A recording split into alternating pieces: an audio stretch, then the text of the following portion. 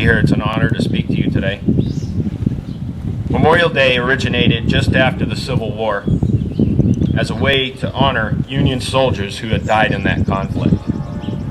On the 5th of May, 1868, General John Logan, National Commander of the Grand Army of the Republic, announced that May 30th, 1868 would be Decoration Day.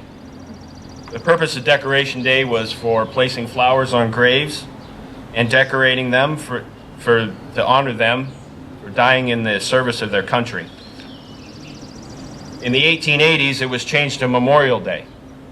Almost 150 years later, this honorable tradition continues across the United States of America.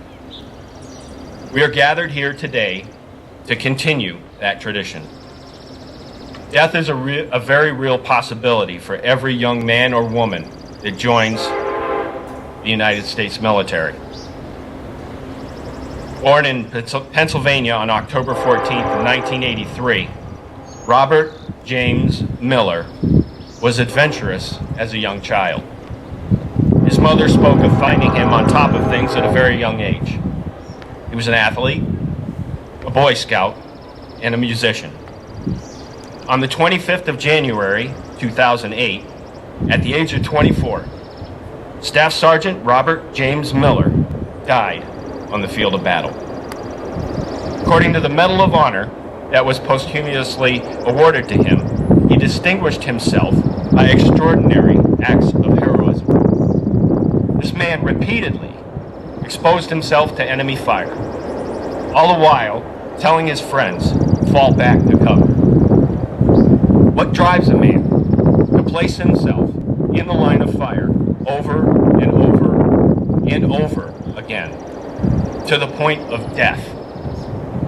The Bible says in John 15:13, greater love has no man than this, than to lay down one's life for his friends. His comrades in arms didn't know him as Staff Sergeant Miller. To the man, they constantly referred to him as Robbie. This is what his family called him, Robbie. Tears flowed as they lamented that they gave their buddy up. Numerous attempts were made to go back for him. Robbie died, doing exactly what his brothers in arms would have done for him, ignoring his wounds for the sake of his friends and facing 100-to-1 odds without hesitation. Robbie Miller's heroism and selflessness above and beyond the call of duty and at the cost of his own life are in keeping with the highest traditions of military service and reflect great credit upon himself, the United States Army, and the fighting spirit of those that are defending our freedoms today. We are gathered here to carry on a tradition, but more importantly, we are gathered here in remembrance. Remembrance of those that served and died in the act of that service. Today is not a celebration, it is a memoriam. Time and again we hear about the heroes that have proved their mettle on the battlefield, saying that they did what they did for their brothers in arms, their friends. Anyone that has served can understand the sense of brotherhood that is established within any military community. This type of dedication, mixed with undeniable courage of these men and women, leads people who love life so much to sacrifice their own life in defense of others. Courageous men and women are defending our country this very minute. They are willing to give what is necessary for you to go to school without fear. They're willing to give what is necessary for you to go to work without fear. Willing to give what is necessary for us to have the freedom to gather here as a community and honor those that are just as willing as them to the point of death.